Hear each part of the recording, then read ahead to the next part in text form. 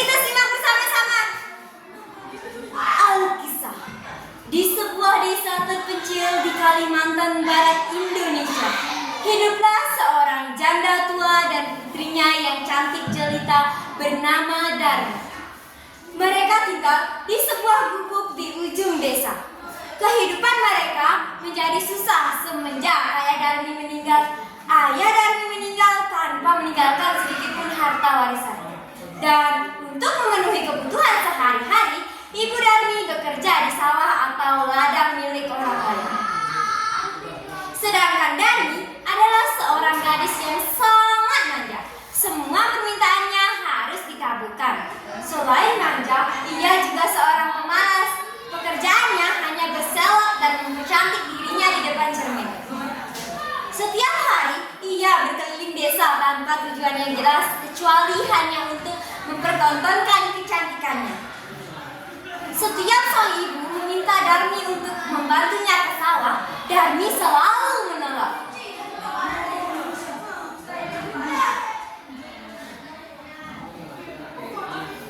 Nak, ayo bantu ibu ke sawah, nak. Tidak, aku tidak mau. Lagi pula sawah itu panas. Nanti kulit dan kukuku menjadi kotor terkena lumpur. Apakah kamu tidak kasihan melihat ibu, nak?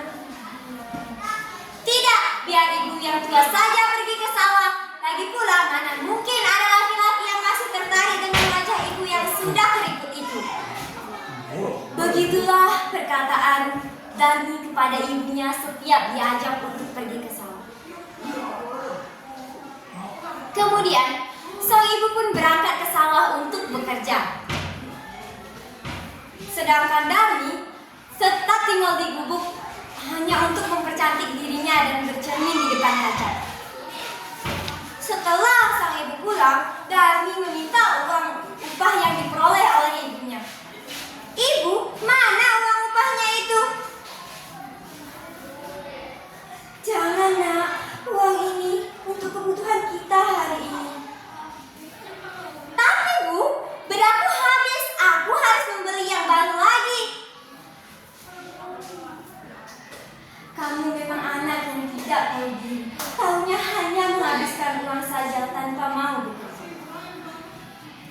Kejadian tersebut terus berulang setiap hari.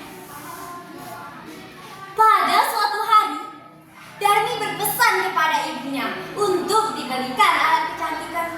Namun, Ibu Darmi tidak tahu alat kecantikan apa yang dimaksud Darmi.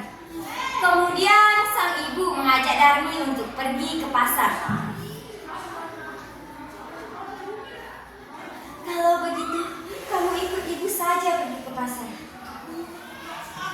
Tidak, aku tidak mau. Aku malu berjalan berdampingan dengan ibu.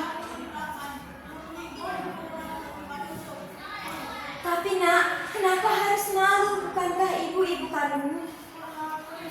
Ibu, cobalah berkaca dan lihat wajah ibu yang sudah tua dan keriput itu. Aku malu mempunyai ibu seperti ibu.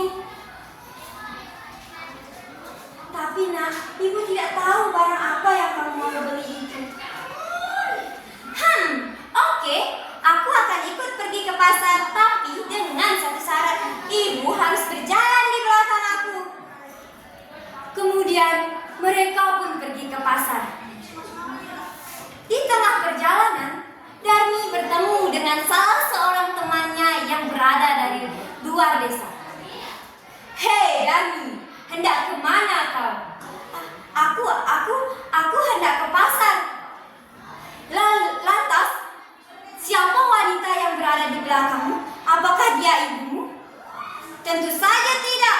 Dia itu hanya pembantuku. Rasanya disambar petir sang ibu mendengar percakapan anaknya. Namun sang ibu tetap terdiam mendengar hal tersebut. Hal tersebut terus berulang sampai mereka sampai di dekat pasar. Namun sang ibu masih bisa menahan rasa sakitnya. Kemudian datanglah lagi salah seorang temannya Darmi. Lalu dia menanyakan hal yang sama. Namun apa balasan Darmi? Darmi juga mengatakan hal yang sama.